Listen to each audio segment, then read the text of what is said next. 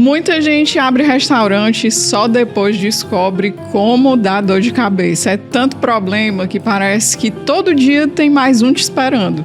E aí hoje a gente vai descobrir como é que uma associação voltada para bares e restaurantes pode te ajudar.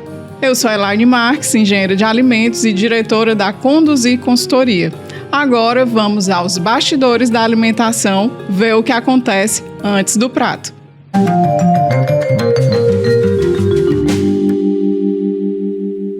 Desde 2008, o Laboratório Biológico é referência em realizar análises microbiológicas e físico-químicas de água. Além de um resultado confiável, eles entregam super rápido. Hoje eu estou aqui com Tayane Rigueto, que é presidente da Abrazel Ceará. Tem uma longa trajetória no setor, né? E ele vai contar para a gente como é que é a vida de empresário, a vida da associação, como é que a associação consegue contribuir com os restaurantes. E aí, Tayane, a gente recebeu aqui o Pedro, né, do Floresta. E ele falou da correria, né, de muitas surpresas que acontecem aí na trajetória. E eu acredito que você ouve muito isso também dos outros empresários, de que não é fácil lidar com esse setor, né? Então, conta pra gente por que é tão difícil esse setor aqui no nosso país.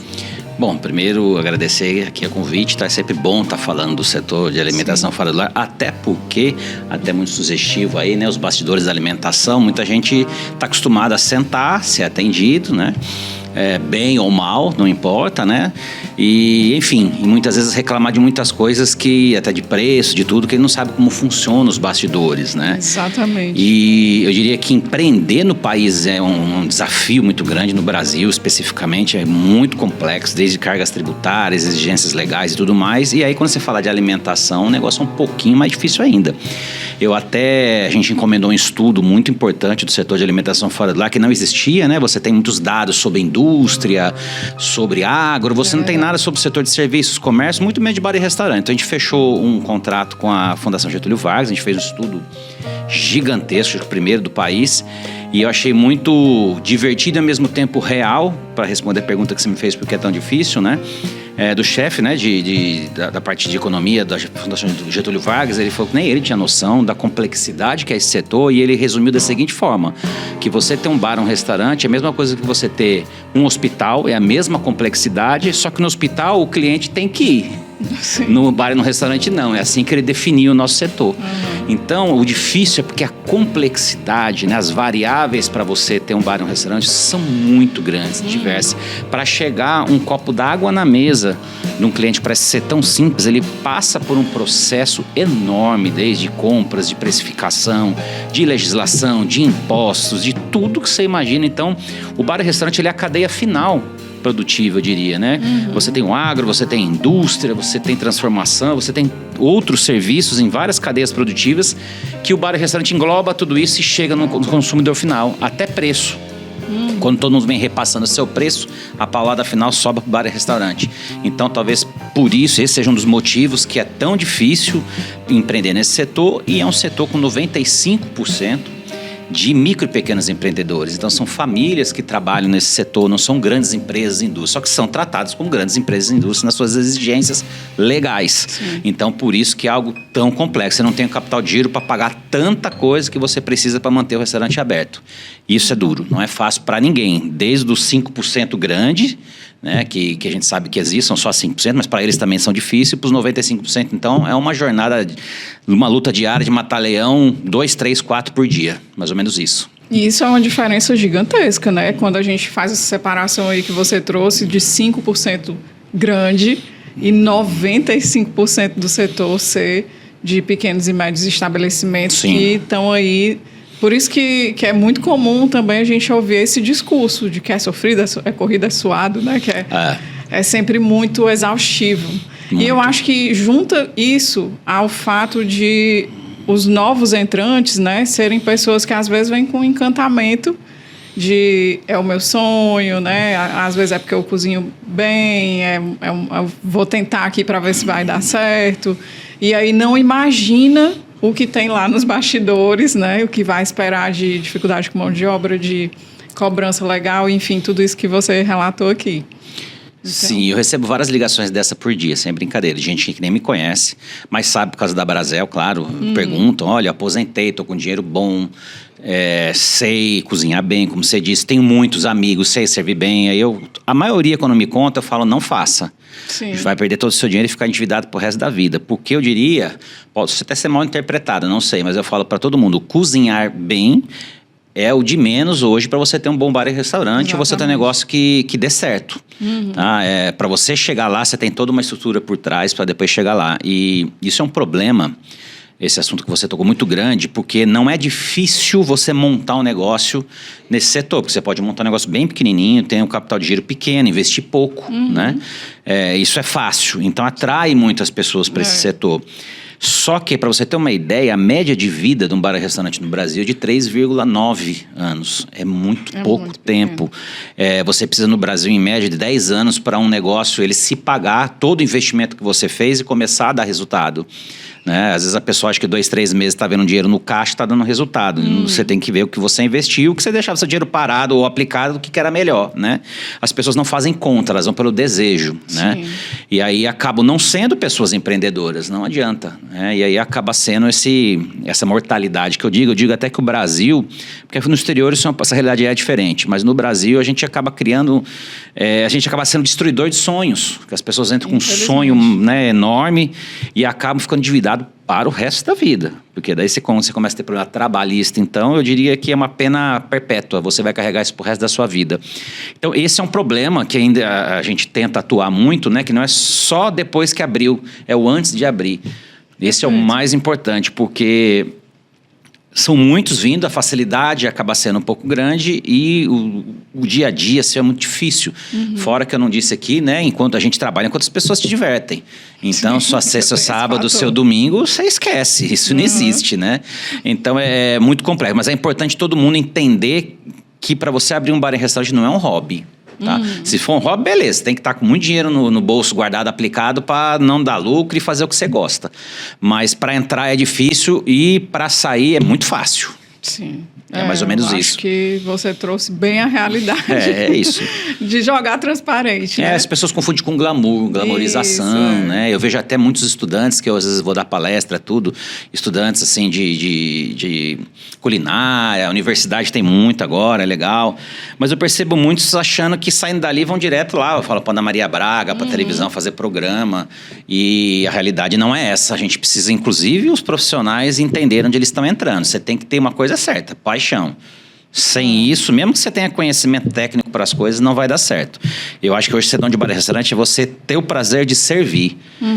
Porque você vai abdicar da sua vida, do seu dia a dia, da sua família para isso. Por isso que a maioria dos restaurantes são familiares, né? Que trabalham juntos. É a única forma deles estarem juntos. Não tem outro jeito. É uma forma de sobreviver, né? Exato. E aí, falando nisso, né? Nesse contexto todo, que eu acho que é importante, porque para quem vai ouvir e está pensando em abrir um negócio, ele já vai entendendo, né? Vai entrar sabendo o que está esperando. Claro. Como é que a Brasel consegue ajudar quem já está no mercado? Então, a Brasel ela tem várias formas de ajudar, né? Inclusive, no passado, a gente muito assim, tinha um planejamento estratégico de fazer ações e o que fosse possível para ajudar o associado. Depois, a gente cresceu muito, entendeu que a gente tinha que ajudar o setor todo, porque ele é uma corrente viva, né? Quando você começa a ter uma crise no setor, é para todo mundo. Não é difícil você ver um ou dois, é para todo mundo. E hoje a gente já está pensando em algo mais personalizado até, porque a realidade de cada um é muito diferente do outro, né? Então a gente está apostando muito, já tem mais de um ano para cá, acho que a Brasel foi pioneira nisso, em inteligência artificial. Para nós isso é algo que não é algo a se buscar, é algo real.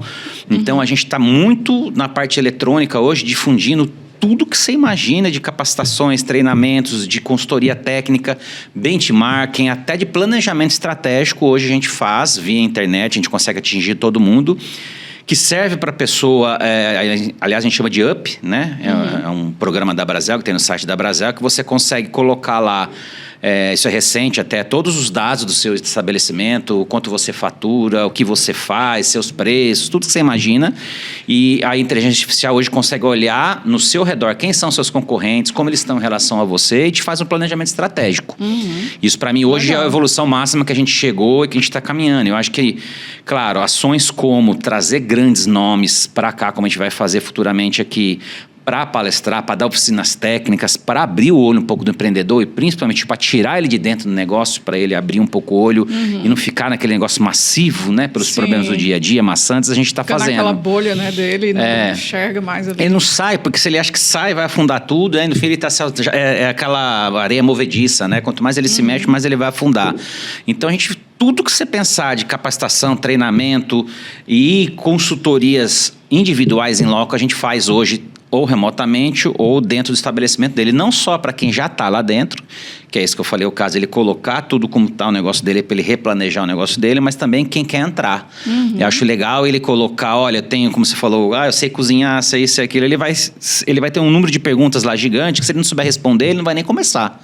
Sim. Que é importante ele ir atrás, ele buscar, né? Então a gente está muito atrás de oferecer soluções com inteligência artificial, não só para ele treinar, mas para ele usar, por exemplo, para fazer uma lista técnica, para ele fazer um bocado de coisa. Eu ainda fico feliz de ver hoje muita gente falando sobre lista técnica, sobre uma ficha técnica, até 4, 5 anos atrás, ou até perto da pandemia. Você falava isso, ele não entendia nem do que você estava falando. Hoje eu vejo muita gente procurando. Então eu acho que a gente está evoluindo. Mas a Abrazel, ela tem um leque enorme aí de treinamentos, de capacitações, de orientações, de ferramentas, que isso que é o mais importante. Hoje, para você ter produtividade, você tem que ter boas ferramentas. Não adianta só a ferramenta humana. A gente tem que, a gente tem que ser empresário hoje como grandes indústrias, grandes empresas, nos controles, em tudo, né? Eu falo que custo é igual a unha, você tem que cortar toda semana, enfim, você tem que ter todo um estudo de empresarial que a gente oferece hoje para quem quiser entrar no mercado ou para quem está no mercado. Perfeito. Então, é trazer uma profissionalização, né, para esse setor que muitas vezes está aí de forma amadora e realmente a gente está vendo amadurecer. Exatamente. A força ou não? Mais a força. Mas então, já que está essa força aí, vamos canalizar ela, né? Essa que é a ideia da Abrazel. E aí eu acho que vale a gente fazer uma diferença, né? Porque a gente sabe que tem a Abrazel Nacional e a Abrazel aqui no Ceará. Sim. Que diferença tem? Quais são os outros movimentos que existem, né? O que tem que é mais daqui?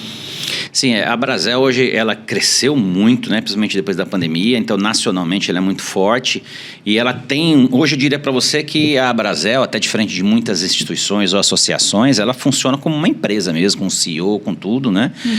Então ela tem essa nacional que fica em Belo Horizonte, né, que inclusive ano que vem faz 40 anos de existência. Não, bastante tempo. E eles, assim, embaixo deles estão as seccionais, que no caso eu sou presidente da seccional Ceará, né, que estão todos ligados à Abrazel Nacional, e ainda abaixo de nós tem os núcleos regionais que ficam, né? A gente tem hoje de Sobral, tem de Serra de Biapaba, tem no Cumbuco, tem no Cariri, a gente está espalhado, que tem seus líderes que estão ligados a mim, então é uma instituição dessa forma mesmo. A Abrazel Nacional, ela sempre está dando diretrizes, né? A gente sempre está coeso junto, né, todos os presidentes com o presidente nacional, das pautas nacionais, então todas as brigas federais que a gente tem em Brasília, que a gente tem um núcleo muito forte em Brasília, então tudo que você pensa que a gente tem que resolver com o governo federal, seja de lei, seja do que for, ou até desenvolvimento de ferramentas, como essa que eu falei aqui, do UP e tudo mais, a gente faz nacionalmente. E a seccional, ela trata muito com as pautas legislativas daqui do estado, dos municípios, né? Então a gente trata muito com o governo do estado, com os prefeitos dos municípios, né? E a gente desenvolve também treinamentos, capacitações locais, para quem não pode sair daqui, né? Muito voltado à necessidade local. O Brasil é muito grande, né? Então eu tenho uma deficiência aqui que São Paulo não tem, e vice-versa. Então a gente troca essa informação para adaptar coisas mais locais. E os núcleos, então, principalmente servem para aquele empreendedor que ainda tem outra necessidade por estar no interior, de fornecimento, de matéria-prima, de tudo. Então, a Abrazel tem esses braços para isso e a gente funciona nessa escala. Vamos dizer assim, a gente atua junto quando é algo nacional, quando é alguma campanha que a gente precisa fazer alguma coisa nacionalmente, todas entram ao mesmo tempo. E quando é algo local, a gente junta os empresários locais e faz a força-tarefa que precisa aqui. Mas, no fim, é todo mundo se juntando, é isso. Perfeito. E eu vejo, a gente vê, né, que existe muito esse trabalho de está ali buscando, às vezes, até um ajuste numa legislação nova que saiu, né? Ali politicamente fazendo a coisa acontecer. Mas eu queria entender se também tem, assim, compras coletivas, né? Eu sei que tem desconto de cartão, alguns benefícios, porque às vezes a pessoa está ali fora e é bom que ela entenda tudo que ela vai ter aí de força, né? De suporte. Aí seriam, como a gente chama, os benefícios, né? Que a gente chama. Eu falo que a Brasel, ela, assim, eu como presidente, eu tenho 2 mandatos, o de desenvolver e de representar.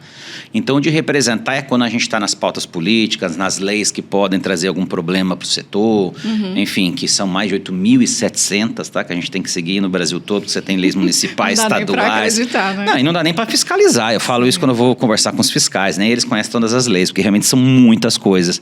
Então, essa parte a Brasel tem que atuar muito, né? E no desenvolver, aí tem esse lado, né? Que seria treinamentos, desenvolvimentos, capacitações, ferramentas, e também tem a parte de benefícios, que a gente usa o poder associativista para isso. Então, por exemplo, um dos maiores benefícios que eu vejo são taxas de cartão de crédito, que são realmente muito abaixo de mercado, né? Do mercado em geral. Normalmente, esses 5% aí que eu disse para você que são maiores, né, eles têm uma taxa lá embaixo, porque fatura aí 10, 15, 20 milhões, vamos dizer, por mês, estou chutando aqui.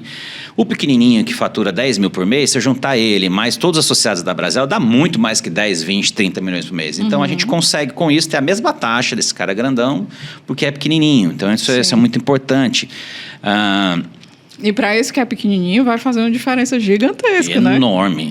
Ele nunca conseguiria uma taxa dessa se não tivesse junto com a Brasel. Mas aí não é porque a Brasel conseguiu só. É porque a gente juntou todo esse faturamentozinho e virou um faturamentozão, né? É assim que funciona o associativismo, né? Eu falo, a gente é o setor que mais emprega no país e, enfim, vários números maiores, gigantes, só que a gente tem que juntar 6 milhões de estabelecimentos no Brasil para ser o maior. Quando o supermercado, uma indústria junta lá 40, 50, 60, eles põem isso na mesa. Então, a dificuldade nossa é juntar. Mas depois de juntado, a gente consegue muito benefícios como isso, que eu disse, dos cartões de crédito que a gente tem. A gente faz algumas compras coletivas, tá? Não é total, que era um pouco mais complexo de fazer, mas alguns insumos que são comuns, a gente negocia com o fornecedor, que tem um preço menor para que todo mundo compre dele, né? Isso acontece.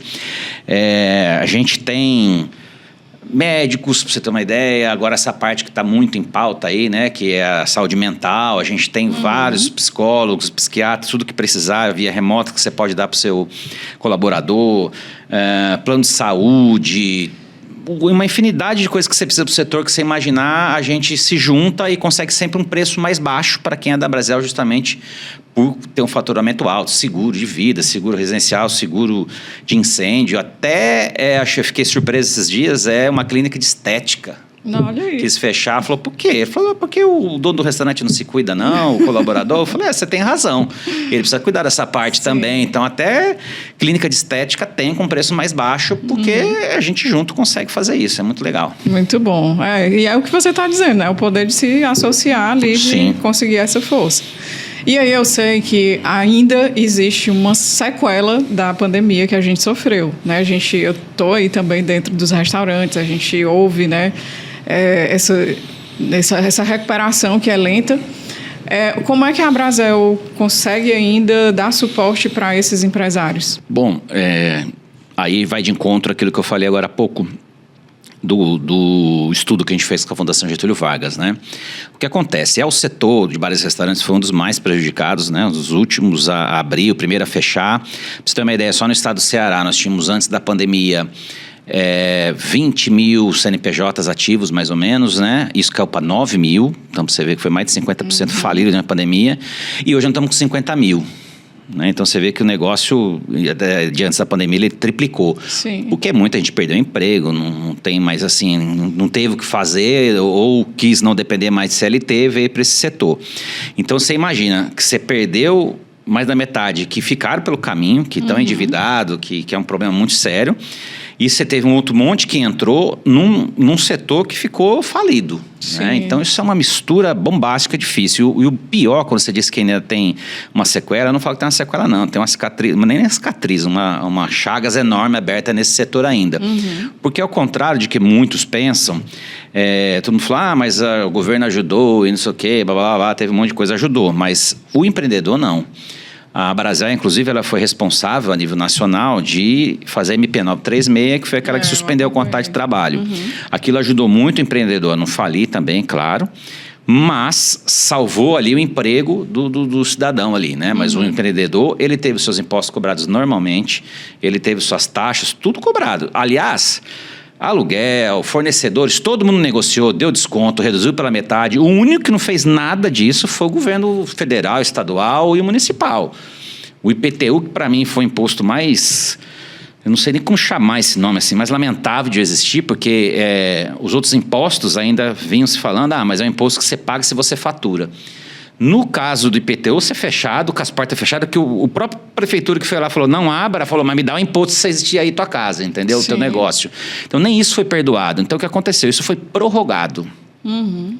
E aí virou uma bola de neve. E que a gente vem falando isso já há 3 anos para cá, que as pesquisas da Brasel têm mostrado justamente que os estabelecimentos, aqui no Ceará, chegou a ter 80% dos estabelecimentos sem por lucro durante o mês, ou prejuízo ou 0 a 0. O menor índice foi agora, de março, mas ainda assim foram 55% sem realizar lucro. Não tem como sobreviver. Por quê? Porque além do operacional dele, que já tem outras mazelas que eu chamo de inflacionária, tudo que você imagina, ele está pagando imposto do passado, senão ele fecha as portas.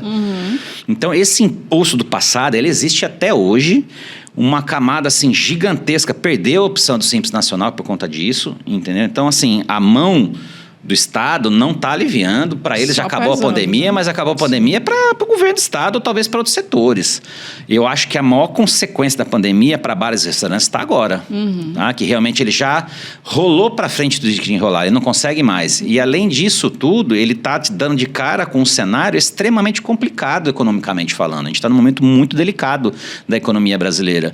Então, se ele não tivesse nenhum outro problema do passado, já era difícil ele sobreviver. Ainda tendo que pagar a conta do passado. Senão o Estado chega lá e fala, você está fechado, você está executado, poxa, é muito difícil. Então, as consequências principais do passado, que ainda atola todo mundo até hoje, são os impostos de quando você estava com as portas fechadas e que foram rolados para frente e agora sendo cobrados sem dó e nem piedade. Essa é a realidade nua e crua. Entendi, sim. Então, se a gente tivesse que dizer assim, o que você olha para esse cenário e o que mais te preocupa, hoje a gente, com certeza, denominaria essa consequência ainda da Sim, pós-pandemia, né? Muito grande. Claro que a gente está olhando para frente o cenário econômico, né, que é a única coisa que pode ajudar a gente a pagar essa conta, mas eu não entendo ele como promissor. Eu acho que aí você até complementando a pergunta que você me fez, que a Brasel tem feito, né, em relação a isso, nós fizemos esse estudo na Fundação Getúlio Vargas, porque toda vez que você chega, a gente tem abertura com o ministro da Economia, sentamos várias vezes com ele, falando de PERS, de tudo que você imagina aí que pode ajudar esse setor, né? Aí a sempre pergunta era, mas o que vocês querem então? O que vocês precisam? Vocês precisam de uma linha de crédito? Vocês precisam de uma isenção do quê? E isso acaba virando remendos, vamos dizer, que acaba não atingindo todo mundo. Né? O PERS mesmo, que eu estou falando, é legal, ajudou, tal, 5% do setor. Quando você falava aí dos Pronamp, não, são empréstimos, as exigências eram tão grandes que não chegou para esse pequeno, entendeu?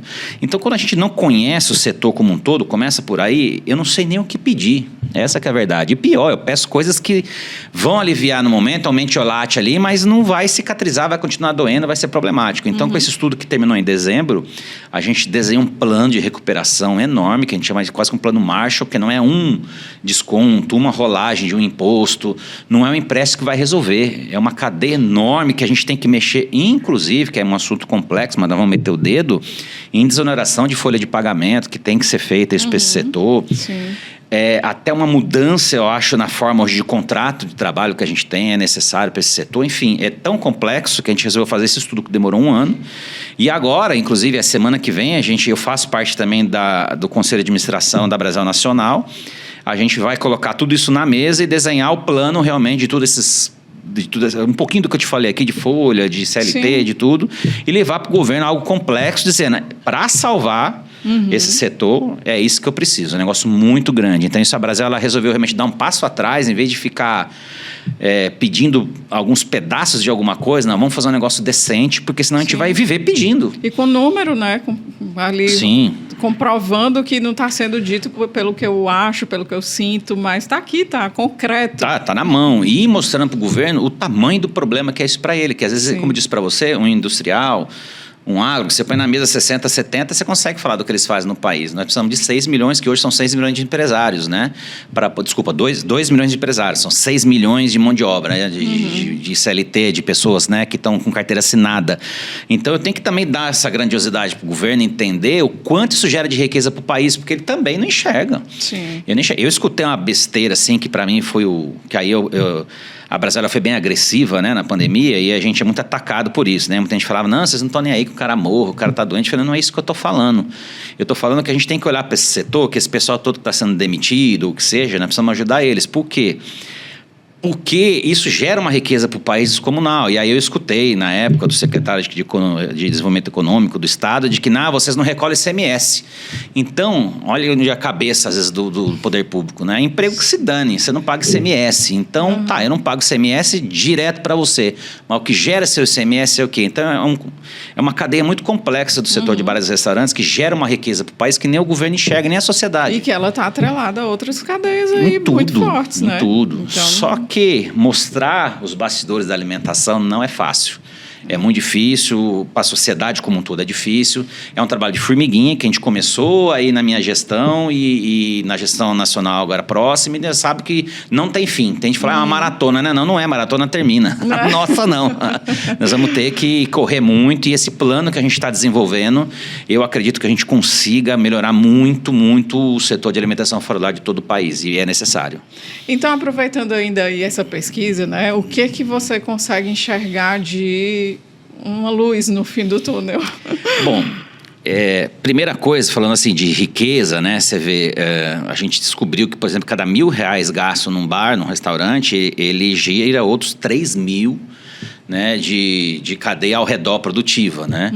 É um negócio muito interessante. A gente, o ano passado, faturou 240 bilhões de reais, é uma parte do PIB super importante, né? A gente foi descobrindo coisas que nem a gente sabia como a gente era grande, né? Sim. Normalmente você fala, os donos de boteco. Os donos de boteco estão movendo esse país, não estou brincando, não. Eu tenho orgulho de ser dono de boteco. Vamos vestir essa blusa agora com... Exatamente, é um setor gigantesco, né?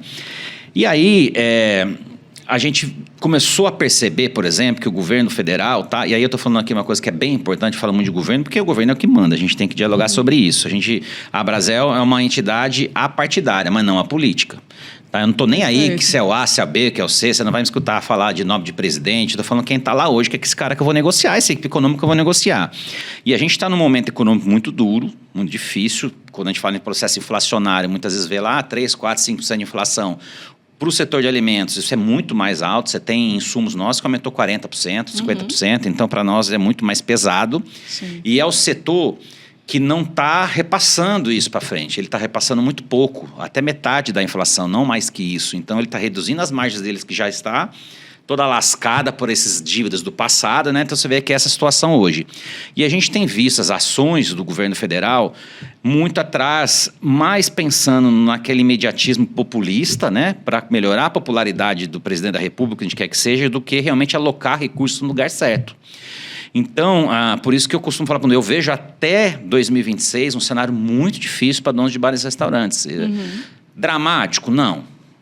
Dramático ao ponto de crises, todo mundo vai quebrar, como já aconteceu no passado com outros governos? Não. Até porque o Brasil está num momento, uma realidade de uma economia muito mais forte, com PIB crescente e tudo mais, né? Sim. Mas, quando a gente fala em taxa de juros, que não atinge só eu, só você, ou só o fulano, atinge todo mundo, desde a água que o cara compra, né? Tá lá, a taxa de juros, lá, mata o poder de consumo de todo mundo, a gente vai ter um ano muito difícil. Então, a gente precisa, isso que a Brasel acredita, que a gente pode sim conseguir, junto ao governo federal, fazer algumas alocações de recursos públicos que tragam melhores resultados, né?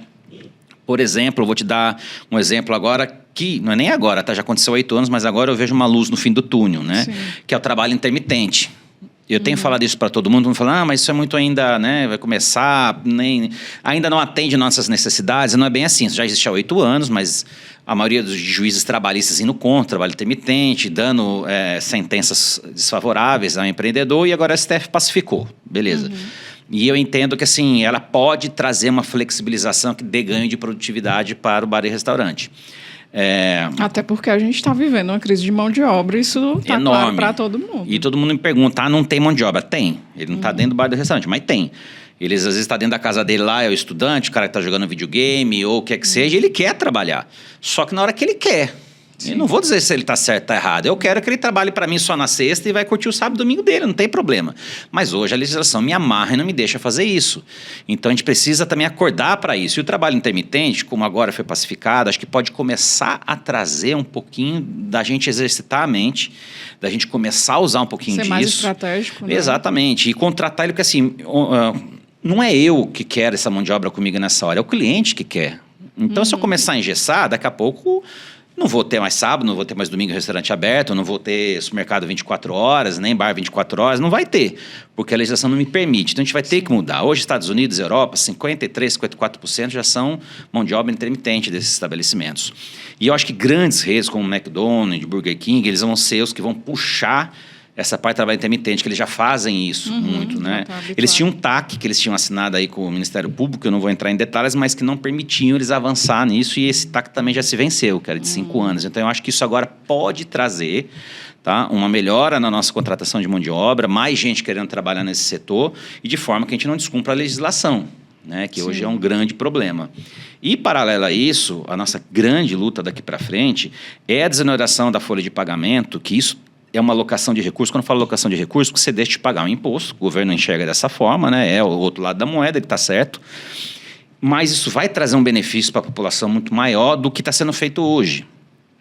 Hoje, quando você olha, por exemplo, essa desoneração que teve de R$2.000 para R$5.000 no imposto de renda, isso atinge 20%, 30% da população só e vai custar aí R$70 bilhões para o país. Se você desonerar, eu digo para a gente começar a trabalhar, né? O primeiro salário mínimo, eu falo, se eu ganho 5 salários mínimos, vou desonerar o primeiro. Da linha de bares e restaurantes, isso já traz uma produtividade, uma aceleração do pleno emprego nesse setor que mais emprega, né? Ele tem essa característica muito grande. E tem uma característica também de ter pessoas sem experiência, né? São pessoas ali que estão entrando primeiro no mercado emprego, de pessoas trabalho. sem experiência, pessoas mais velhas, Sim. que não são absorvidas, a gente absorve. E eu diria que isso ia custar hoje, essa conta tem muito forte na minha cabeça, ia custar para o país R$900 milhões, não 70 bi que está custando um negócio que vai atingir tão pouca gente, né? Então eu acredito que com o trabalho intermitente que já é uma realidade e uma parte da desoneração de folha, a gente consiga ter um respiro e a gente consiga começar a atrair mais mão de obra. Sim. E consegue realmente alocar mais recursos. Eu vou estar beneficiando, e outra, esse é o setor hoje que segura um pouco da inflação. Acho que o grande erro hoje do governo federal foi quando ele fez essas ações, ele escutou o agro, ok, ele escutou os supermercadistas, etc. Ele não escutou o bar e restaurante, que tem 33% do consumo de alimento aqui dentro desse setor. E se eu estou segurando o processo inflacionário e não estou passando, o que mais ajuda no processo inflacionário que esse setor? Se eu desonerar ele, eu acho que eu vou aliviar um pouco a barra dos empresários. Eu consigo melhorar até o salário das pessoas que trabalham com a gente hoje, que muita gente critica às vezes o salário, mas o salário da categoria está mais, acho que é 2.300, 2.400, paga mais que agro, mais que muito outro setor em alta, né? Mas a gente pode melhorar as condições e atrair mais mão de obra. Então eu acho que, economicamente falando, não adianta querer mentir, ser só otimista. Vai ser difícil, vai ser duro, porque a gente está prevendo que a taxa de juros comece a baixar em 2026, primeiro trimestre de 2026. Então, o impacto ainda vai ser duro. Mas eu acho que a gente pode ter umas medidas econômicas que a gente está bem avançado, que pode trazer um alívio, um respiro para os donos de bares e restaurantes, que eu falo hoje, a gente falava em produtividade para ganhar mais. Hoje a gente fala em produtividade para sobreviver. Sim. Tá? Então, a palavra, na minha cabeça, que eu falo para todo mundo, é produtividade. E não adianta. Produtividade é fazer mais com menos, não tem conversa. Então, eu acho que hoje, com ferramentas e com esse apoio que a gente está tentando com o governo federal, deve trazer uma produtividade maior para o bar e para o restaurante. Sim. E aí, dentro desse contexto todo, né, é bem complexo. dessa complexidade toda, a gente sabe que também tem nesse jogo a informalidade. Como é que lida com isso? Como é que a Abrazel consegue colaborar? Como é que o setor enxerga? Uma coisa vai linkar com a outra do que eu falei agora. Além de tudo que eu te falei aqui, dos 2 milhões, por exemplo, de empreendimentos, né, que existem, nós estamos falando aí que 60% além disso é informal. Tá? Então, quando estou falando de todos esses números aqui, eu estou falando de 40% do setor. Sim. Os outros 60% são informais. E isso explodiu no pós-pandemia, não tenho nem o que falar, né?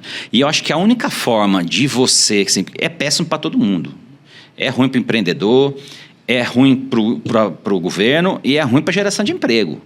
A gente tinha uma estimativa aí, se eu não me engano, que a cada 3 informais é uma carteira a menos de trabalho assinado. Né? Então, tudo isso pesa para todo mundo. Eu vou falar que está errado o cara que está lá na informalidade? Não, por que não? Muita gente fala ele é ilegal. Ele não é legal, ele é irregular. Né? Ilegal é vender droga. Né? O traficante ele é ilegal, nunca vai ser regular, acredito eu. Mas esse cara está irregular, né? A gente precisava regulamentar ele. Mas por que ele vai fazer isso? Tá? Porque uma coisa é certa, ele deixa de gerar riqueza para o país. Tá? Ele sobrevive, claro, ele precisa disso, mas deixa de gerar riqueza para o país. A gente entende que, por exemplo, com essa desoneração de folha, que eu estou falando que traria mais produtividade, traria mais formalização. Esse trabalho intermitente traria mais formalização. Eu acho que o MEI já foi um passo importante para que a gente conseguisse formalizar aqueles pequenininhos, né? Que tem 1 a 2 colaboradores, né? Mas ele nunca vai crescer. Porque se ele crescer, ele perde o MEI, começa a ter cargas, né, tributárias gigantescas. Ele abre outro MEI, né? Exatamente. E uma coisa que eu acho importante que a gente não falou aqui, apesar de ser muito complexo, mas tem que ser falado e ser feita, a reforma tributária que acabou de acontecer. E isso também deve trazer um pouco de ajuda para aqueles informais, tá? Eu diria para você hoje que você tem Simples Nacional, né? Lucro presumido, lucro real.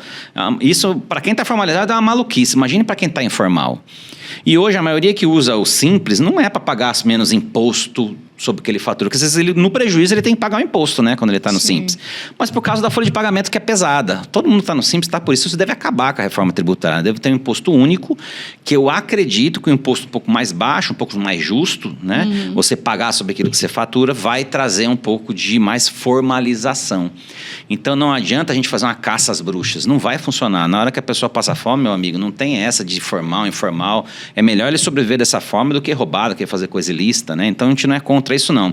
A gente só acredita que a formalização traz mais riqueza para o país, traz mais carteira assinada, mais segurança, e a gente tem que criar condições para que esse informal veja vantagem de ser formalizado. Sim. Né? Porque e com a reforma, além de ter essa redução, né, tem a redução também da bitributação. Exatamente. Que muitos restaurantes também estão sofrendo aí. E então, a equalização, né? Você vê, a gente está aqui no Ceará, parece que mora em outro país. Quando você fala aí no ICMS de mais de 22%, em relação a São Paulo, né? Vem de lá para cá, você paga imposto lascado, isso vai equalizar.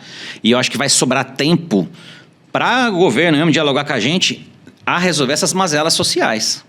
E não mais ficar, eu vou dar isenção para a indústria vir aqui, uma isenção de imposto aqui lá.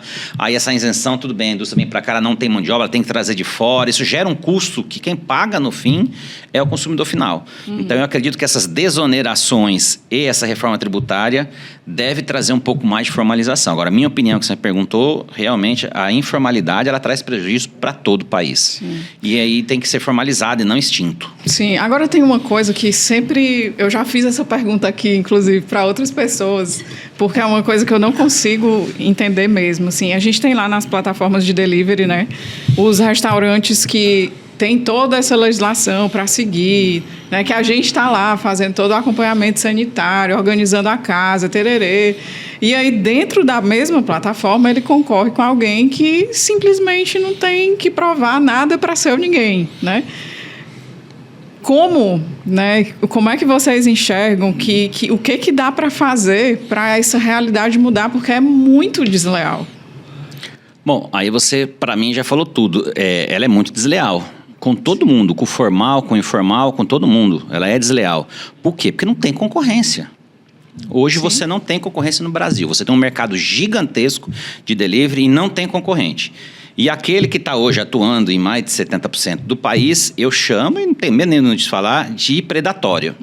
Tá? É uma operação predatória. Sim. Você vê agora mesmo, não sei se veio à tona, essa briga que a gente está com o Pérsia, acaba, não acaba, né? Grande parte desse dinheiro que foi para recuperar bares e restaurantes foi lá para a plataforma.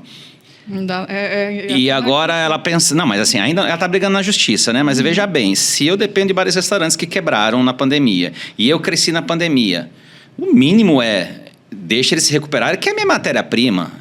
Mas não, que morram, que venham outros, eu estou aqui bonitão, né? E eu estou dizendo isso para você por quê? Porque ele tem um lobby muito forte, não tenha dúvida, um poder de operação muito forte. Para ele não importa se é legal, se é legal, né, a palavra, regular e irregular, ele não está nem aí, ele não tá nem... E outra, tem outras coisas mais aí de problema. Até quem é regular, paga seu imposto direitinho, está tendo que brigar com o que você faz aí para não ter bitributação também, porque até a taxa, vamos dizer assim, que está pagando para a plataforma, está indo lá para a Receita Federal como algo que você tem que pagar imposto sobre aquilo. Uma maluquice. E eu não vejo ele nem aí para resolver, porque não tem concorrência. Então, eu entendo... Então, não existe abertura para diálogo, não existe caminho... Muito difícil. O que a Brasel tem feito, né? E aí nós éramos inimigo público número 1, né? Eu não sei se posso falar aqui iFood ou não, né? Mas já estou falando. Todo mundo já entendeu. Pra você ter uma ideia, a Brasel ela foi contra o iFood no CAD, primeiro para acabar com esse negócio da fidelização, que você tem que estar com essa plataforma para ter descontos de taxa, senão você não entra.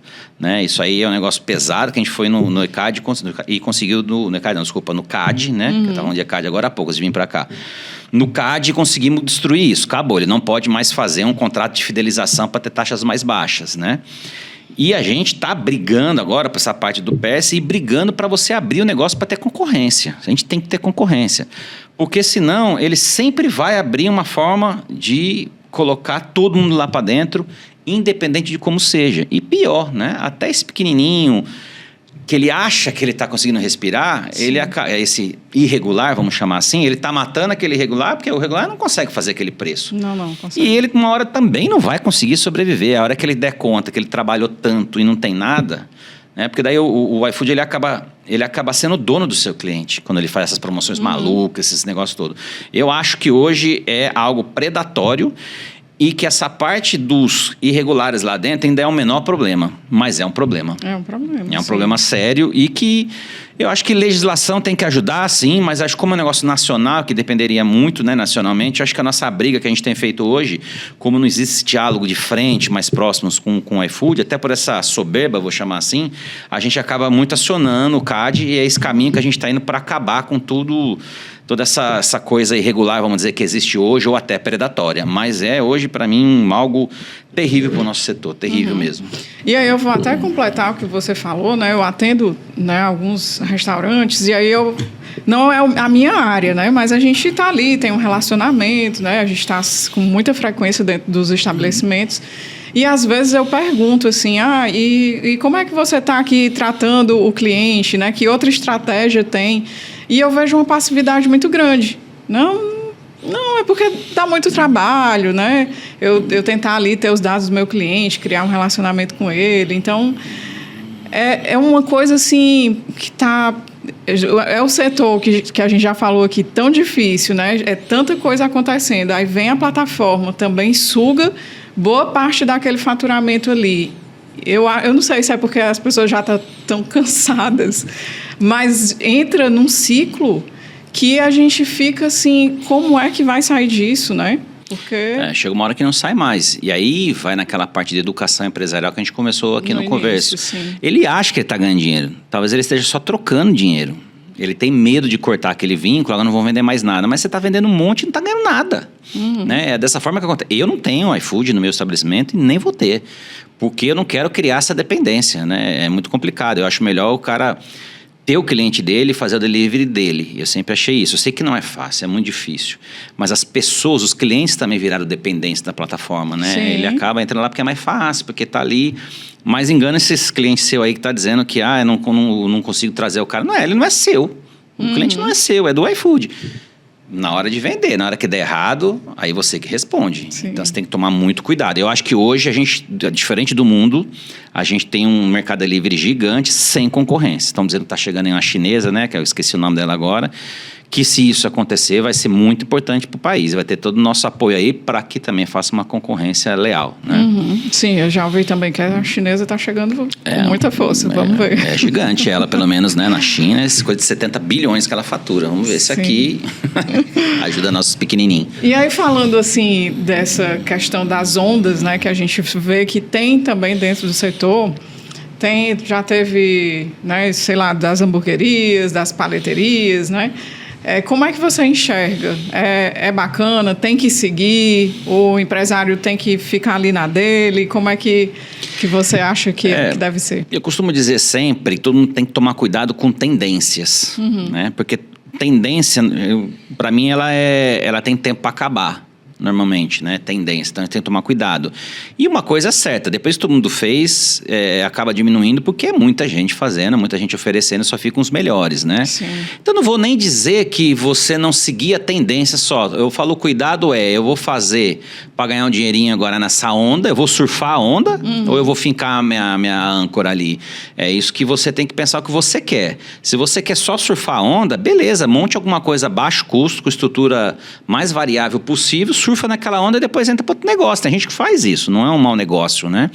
Mas tem gente que entra naquilo achando que vai sobreviver daquilo pro resto da vida e, como eu disse, acaba passando a onda, você não fez um capital de giro, você não tem dinheiro para manter seu negócio e nem para mudar de negócio, e você quebra.